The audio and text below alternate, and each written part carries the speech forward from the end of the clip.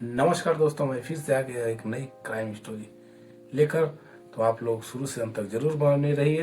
राजा और रानी की इस खौफनाक और सस्पेंस से भरी क्राइम स्टोरी में जानिए एक शांत महल के अंदर कैसे छुपा हुआ था एक बहुत बड़ा राज।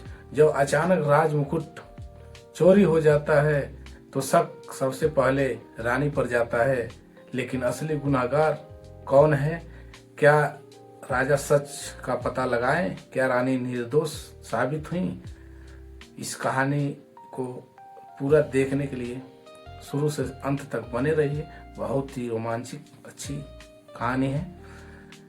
महल का खौफनाक सच।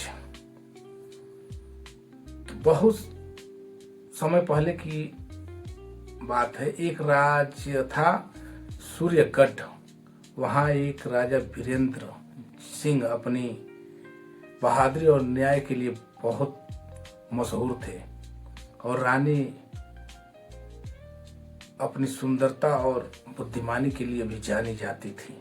सब कुछ ठीक ठाक चल रहा था, लेकिन एक रात महल में ऐसे कुछ हुआ जिसे पूरा राज्य को हिला दिया। रात का रहस्य है। एक तूफानी रात महल के सबसे सुरक्षित कक्ष से अचानक एक कीमती राज मुकुट गायब हो जाता है। यह मुकुट सिर्फ सोने का नहीं बल्कि उसमें राज्य की सत्ता का प्रतीक छुपा हुआ था। राजा एकदम गुस्से में थे।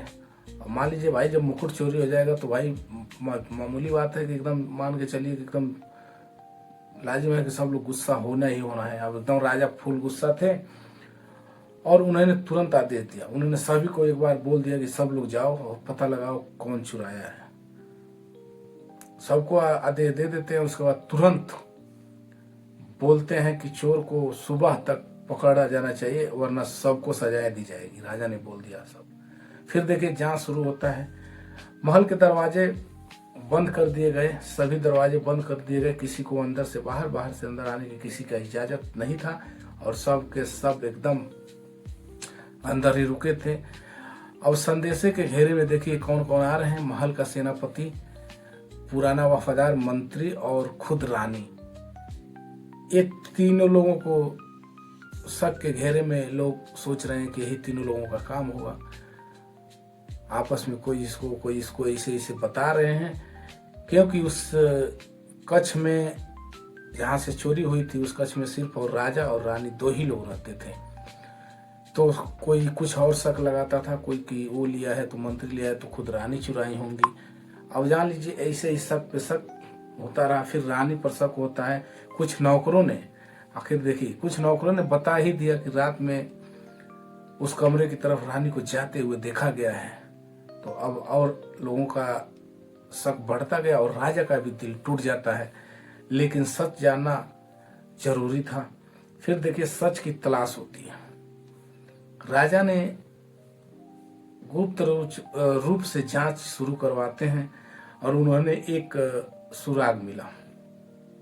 उन्हें एक सुराग मिलता है, एक छोटा सा खून का निशान और एक छुपा हुआ रास्ता जो महल के बाहर जंगल की ओर जाता है। राजा उसे रास्ते पर जाते हैं। फिर देखिए जंगल में जाके खुलासा होता है।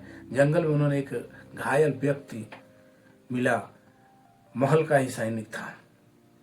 जो जंगल में था वो महल का ही सैनिक था। राजा ने फिर उससे पूछा साफ साफ कि भाई तू सच बता दे, सच क्या है? महाराज, असली चोर कोई और नहीं बल्कि आपका मंत्री है। उसने मुझे मुकुट चुराने का आदेश दिया था, लेकिन मैंने मना कर दिया, इसलिए वो मुझे जान से मारने के लिए कोशिश किया था। ये सच बता दिया वो घायल व्यक्ति जो जंगल में था।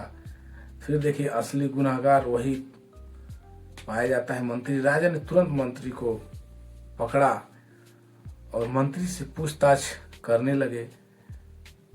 मंत्री ने कहा कि मैं राजा बनना चाहता था, इसलिए मुकुट चुराकर आपको कमजोर साबित करना चाहता था। देखिए कितना दिमाग लगा लिया था मंत्री की मुकुट चोरी करवा के, और फिर मैं राजा को कमजोर साबित करके मैं खुद का राजा बन जाऊंगा।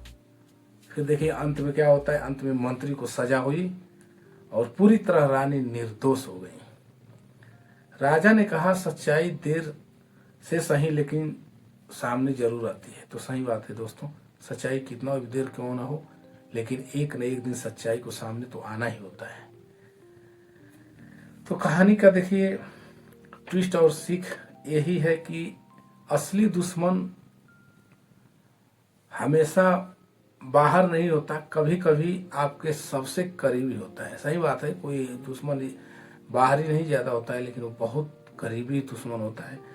तो इसलिए दोस्तों, अगर भरोसा भी जरूरी है, लेकिन किसी पे भरोसा करिए तो एकदम आंखें बंद करके नहीं भरोसा किया जाता है। तो दोस्तों, ये कहानी में कैसी आपको लगी आप लोग जरूर बताइए, कमेंट सेक्शन में बताइए।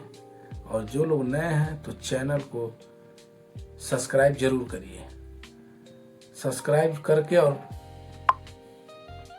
बेल बटन भी दबाइए ताकि मैं जो भी वीडियो डालूं आपके पास सबसे पहले पहुंचे। और आप सभी से विदा लेना चाहता हूं। और कैसा लगा ये कहानी जरूर कमेंट सेक्शन में बताइए। जय श्री कृष्ण, राधे राधे, हर हर महादेव।